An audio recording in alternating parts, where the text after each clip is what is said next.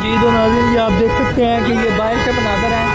एक गाड़ी और अंदर एंट्री करने के लिए जा रही है और ये वज़रा की गाड़ियाँ भी अंदर एंट्री के लिए जा रही है। ये आप देख सकते हैं इस वक्त के बड़ा जो काफ़िला के से आया था वो अंदर एंटर हो रहा है और गाड़ियों की जो है वो मुकम्मल तौर से चेकिंग की जा रही है और जो सिक्योरिटी आई है KPK के साथ वो सिक्योरिटी अंदर एंटर हो रही है। और सामने आप लोग देख सकते हैं कि इस वक्त पुलिस का बारी नफरी जो है वो पंजाब पुलिस के पंजाब असम्बली के बाहर तैनात की गई है। आप लोग अगर देखें तो यहाँ पे पंजाब के रहनुमा भी जो है वो मौजूद हैं। जहाँ पे इस वक्त को दिखाया जाए, ये सारे मीडिया कवरेज मुकम्मल तौर पे हो रही है। सोशल मीडिया की कवरेज जो है वो मुकम्मल तौर पे हो रही है।